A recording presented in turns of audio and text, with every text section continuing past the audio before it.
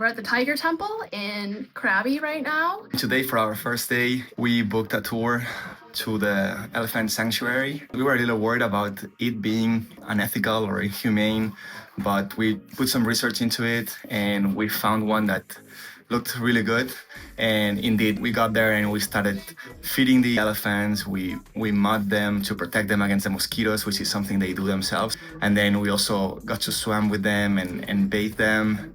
It was a really cool experience. I think the elephants were completely on the wild, no chains, no fences. Yeah.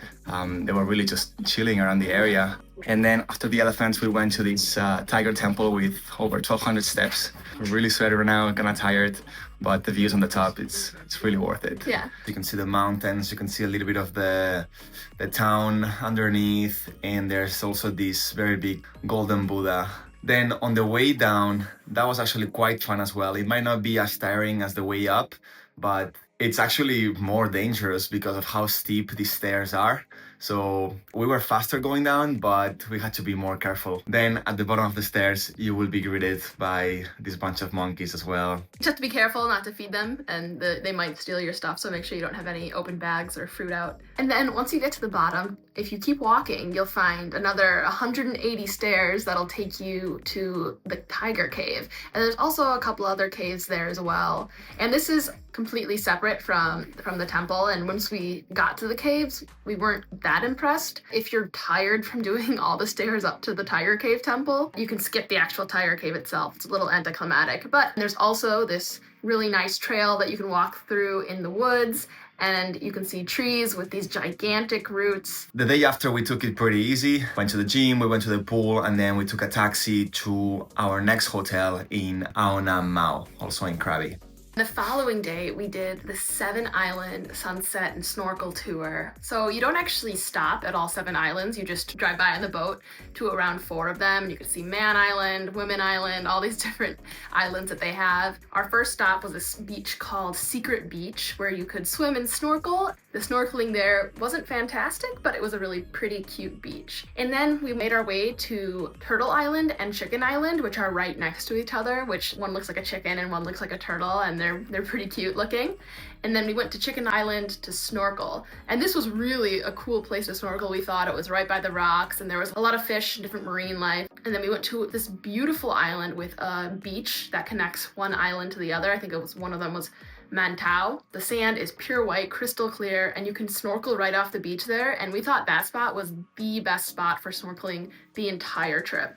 Our last island, we got to see the sunset and also have a barbecue dinner, which was actually really delicious. And then we did our last stop to see the bioluminescent plankton. Our second to last day, we decided to do this low tide walk between Onam Mau Pier and Rayleigh Beach. This was something that Amadeo found on Google Maps, and we read the reviews and everyone said it looked pretty easy and that they did it in sandals and that it was a nice little walk. So we thought, what the hell, we love to hike, so let's do it. So since the low tide that day was at 3 p.m., which is when you have to do the walk, we decided to go to Rayleigh Beach first and check out Rayleigh Beach West, which was a lot of fun, and then walk back to Onam Mau Pier. It was beautiful at first. I mean, it was really cool. You got to walk along the shoreline in these almost cave-like structures on dead coral, and even though we were in sandals, it wasn't hard to walk.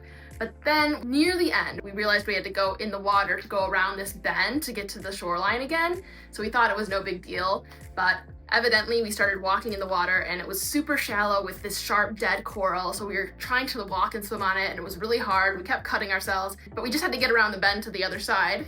But as it turned out, the tide had risen too fast and there was no more shoreline.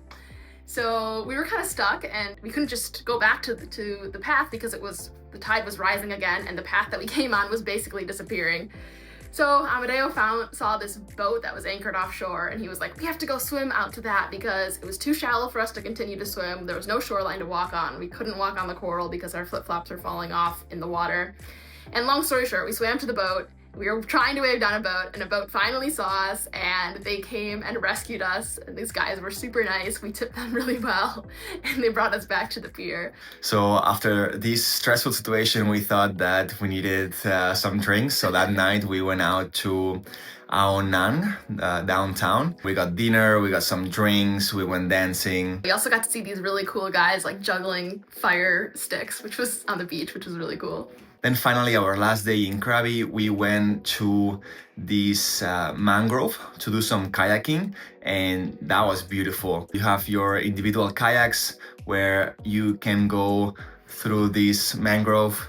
A lot of people were getting stuck because the roots of these trees, you can't see them from above water. But it's really cool because even though there's a lot of people in the central canal, it's very wide, and then also there's all these different little inlets you can find yourself in and kind of find these beautiful little secluded spots where you feel very alone with the nature. And then it was time to fly home, which actually went by pretty fast. So that's it, guys. This is the end of our 4-week trip to Thailand.